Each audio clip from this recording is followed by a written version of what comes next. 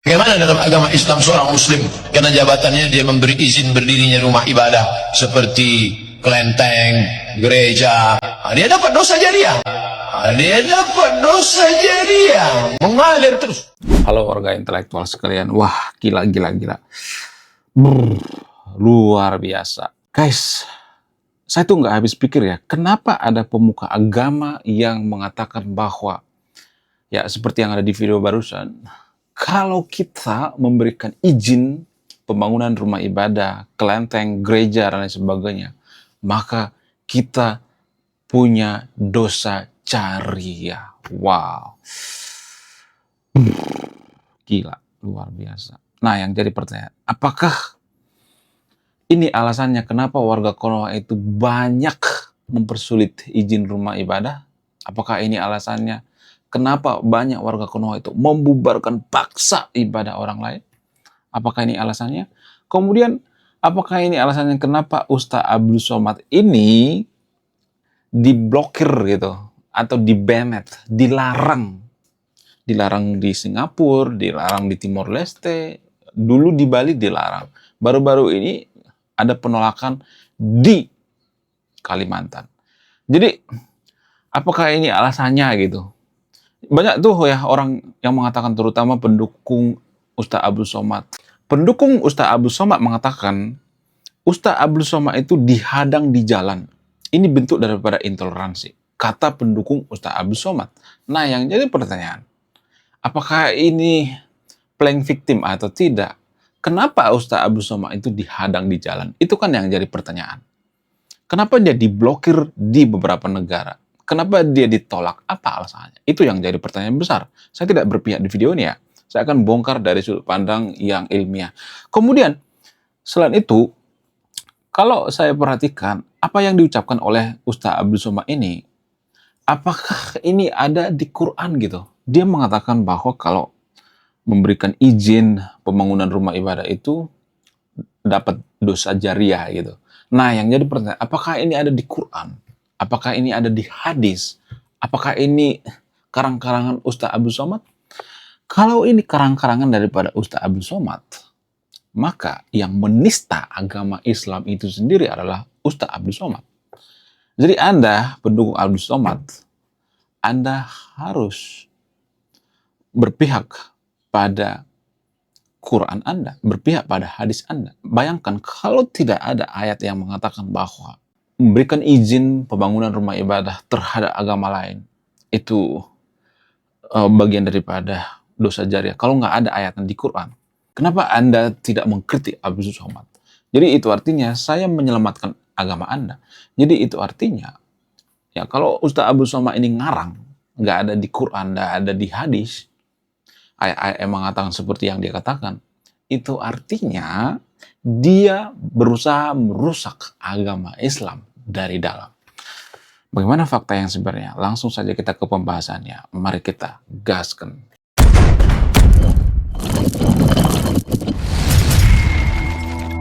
Dulu saya berpikir semua agama itu mengajarkan kebaikan. Nah, setelah mendengarkan apa yang dikatakan oleh Ustaz Abdul Somad ini, saya jadi berpikir dua kali gitu.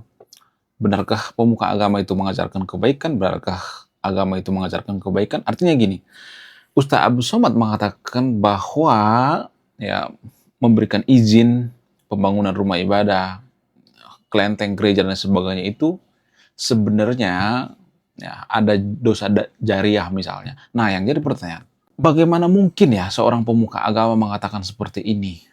Ya, pemuka agamanya aja udah seperti itu, apalagi umatnya, ya kan? Kalau misalnya mengatakan, oh ini kan nggak ada hubungan dengan agama, nah itu yang perlu kita bahas di video ini. Nah, yang jadi pertanyaan, dari mana dia dapat pemahaman seperti ini? Dari mana dia dapat penafsiran seperti ini? Dari mana dia mendapatkan ini? Jadi setelah saya diskusi dengan AI mengatakan ini sebenarnya nggak ada di Quran dan tidak ada di hadis. Lalu ada di mana? Di kitab-kitab tertentu. Jadi garis bawah ya, ini ada di kitab-kitab tertentu. Ya, saya nggak tahu apakah ini sahih atau tidak, tapi ya yang jelas nggak ada di Quran dan nggak ada di hadis. Itu artinya secara tidak langsung Ustaz Abdul Somad ini dia yang menghancurkan agamanya sendiri, ya kan? Jadi Anda pendukung Ustaz Abdul Somad, Anda harus berpihak pada saya. Kenapa?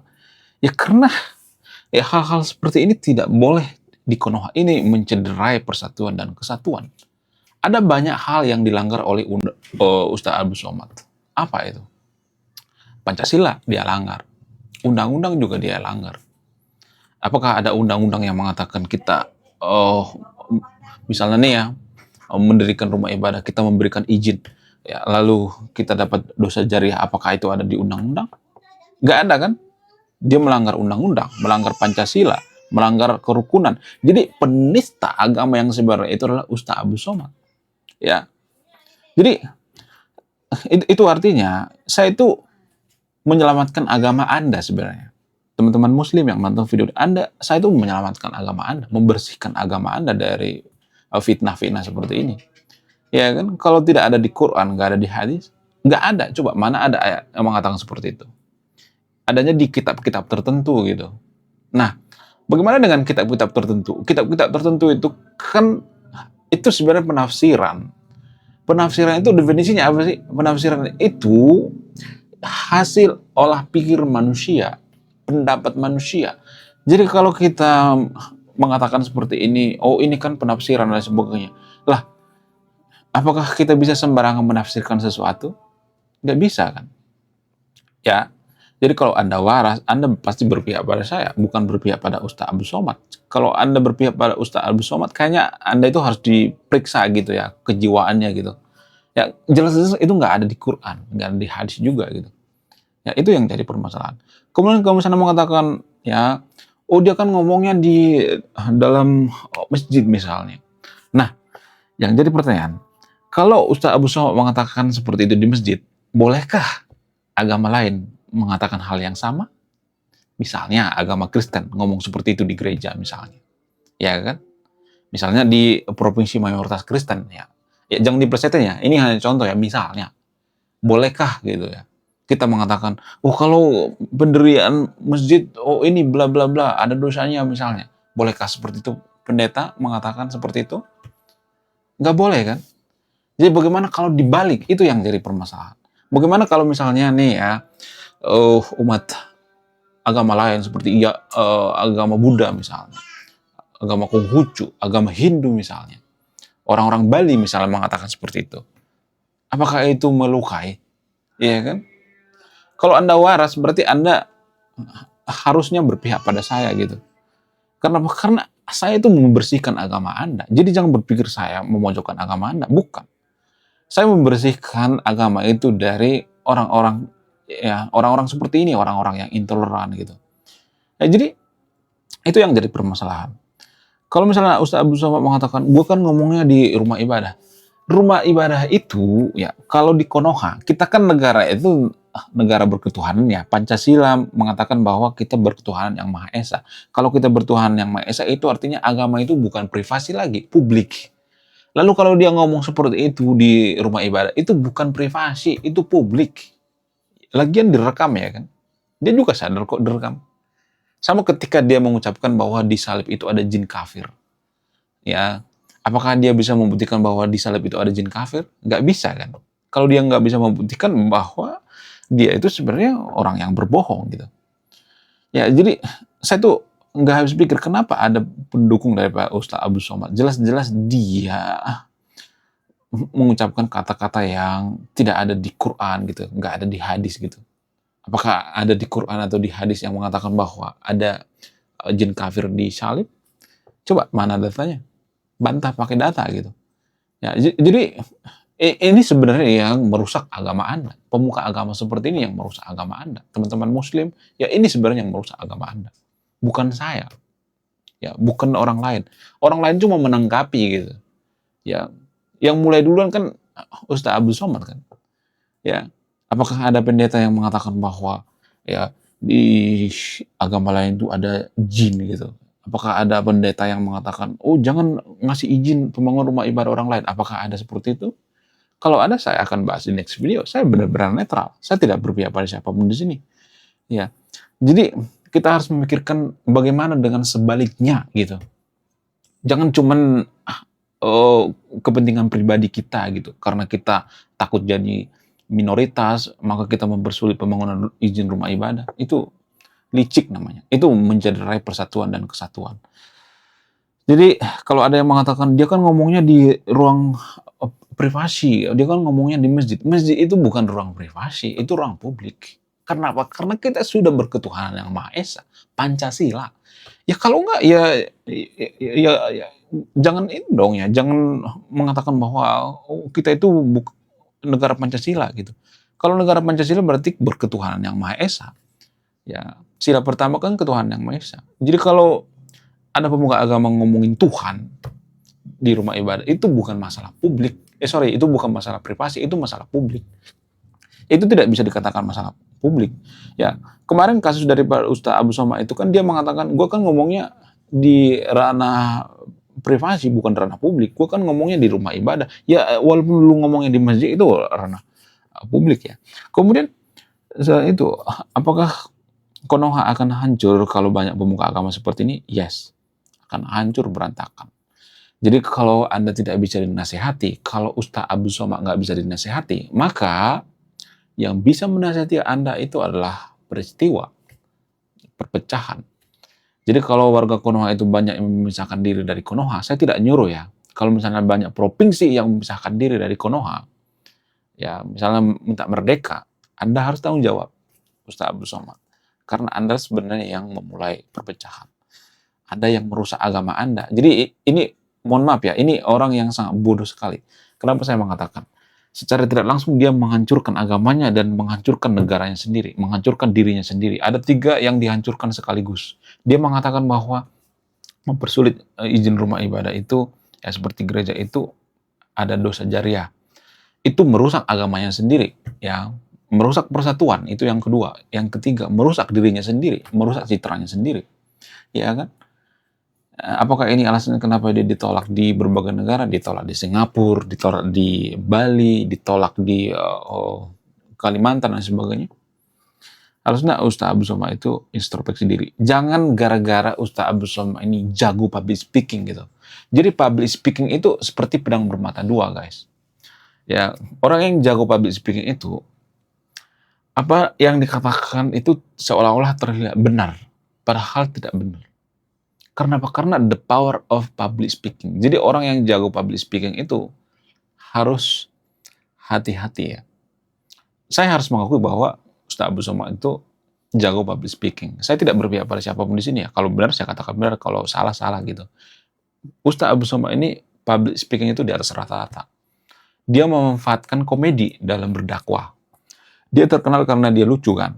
Nah, ini sebenarnya power daripada public speaking. Kekuatan daripada public speaking. Ya, walaupun banyak pendukungnya, pengikutnya, bukan berarti yang diucapkan itu benar kan.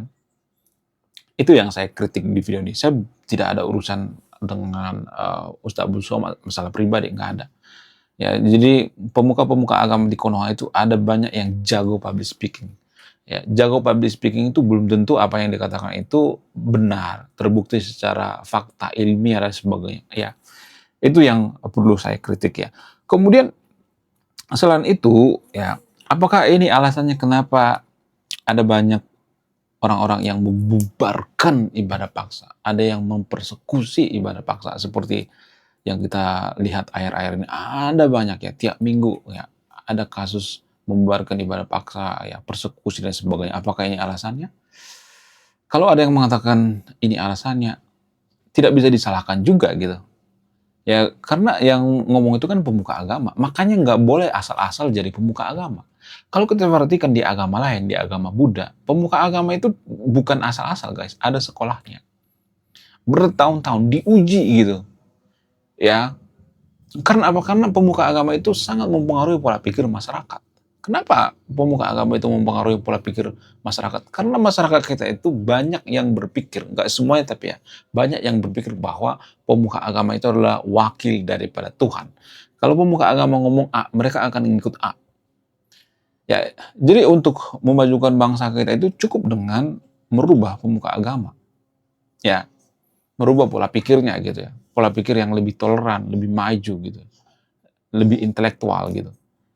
Ya, jadi kalau banyak pemuka agama seperti ini, ya pantesan gitu ya di Konoha banyak orang yang membubarkan ibadah paksa. Kalau misalnya mengatakan, oh ya pasti mereka kan harus cross check dulu gitu hadis, Qur'annya. Emang warga Konoha itu mengerti Qur'an gitu? Enggak kan? Hanya segelintir orang gitu, ya 5% menurut penelitiannya, hanya 5% yang memahami Quran secara keseluruhan gitu. Ya, saya udah baca Quran berkali-kali, ada kali puluhan sampai ratusan kali itu saya baca. Ya, jadi saya memahami gitu.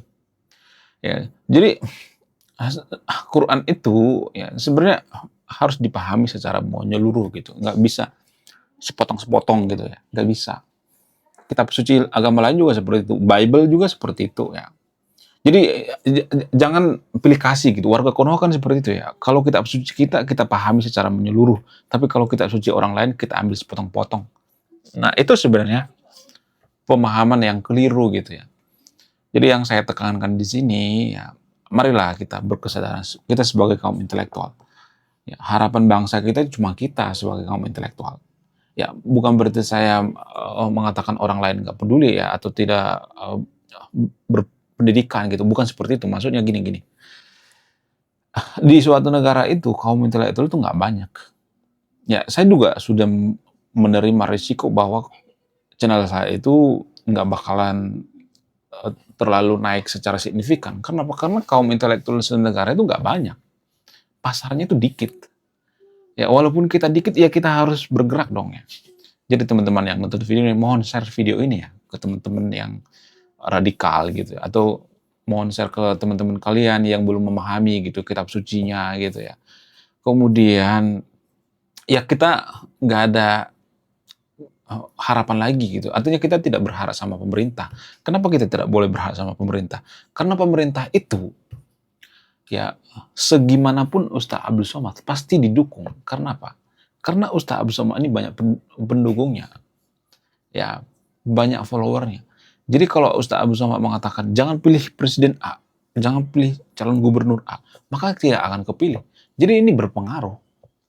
Gimana cara meruntuhkan kekuasaan daripada Ustaz Abdul Somad? Ya kita harus bergerak sebagai kaum intelektual.